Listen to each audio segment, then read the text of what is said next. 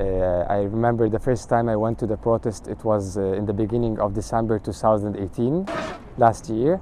Protest, it's not very easy to control all the people around you, or it's not easy to control the people while you are shooting them.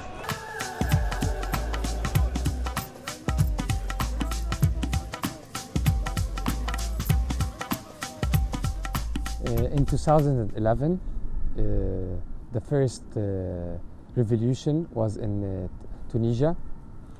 It starts when a guy was selling food on the street, and then the police came and took all his stuff and they throw it away from him. The Arab Spring was fresh. It had just happened in Tunisia and in Egypt.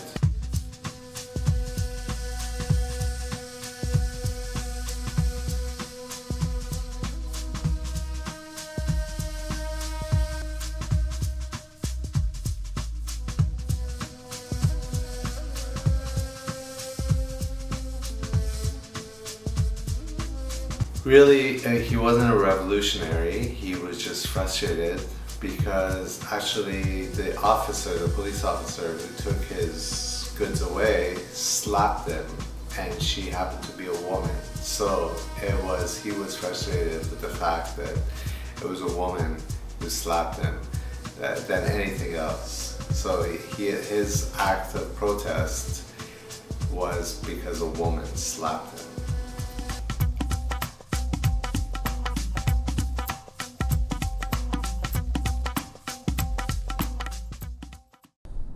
After all the people in the Middle East saw this video, especially the Egyptian people, we felt so bad and we said we have to do something, and we organized our revolution in 25 January 2011, which is exactly 1 month after the Tunisian revolution.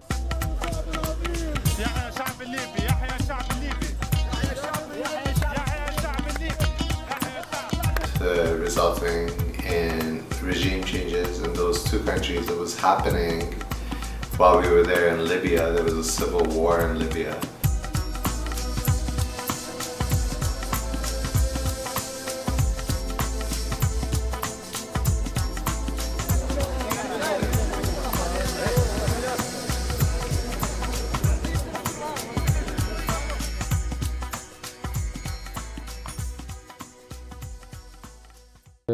After we start our revolution in Tahrir Square, as all the people know it now, I saw a lot of weird things with my eyes.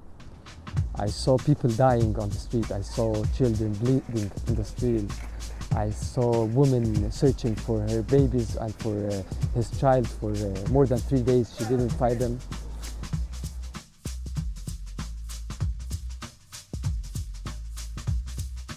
The difference between Europe and Middle East is that in Europe, when I came here to Paris and I started to shoot my documentary, starts at December 2018, last year, I saw the protest and the revolution in different way. Because in Egypt, I was with the same people say that I need to change the president, and I was saying my needs as one of the people. In Paris, I didn't say my needs because I'm not from Europe, but I see new things and see different revolution.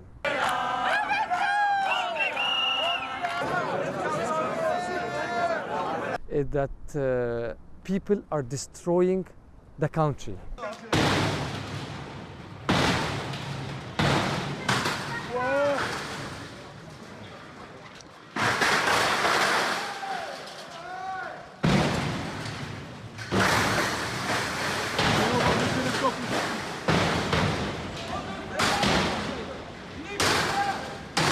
In Egypt, we are destroying only the places for the police because they destroy us.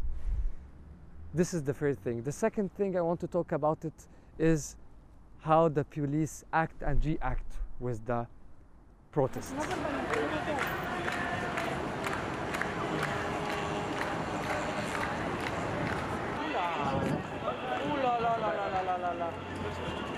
you see in the TV is not exactly what you see while you are filming.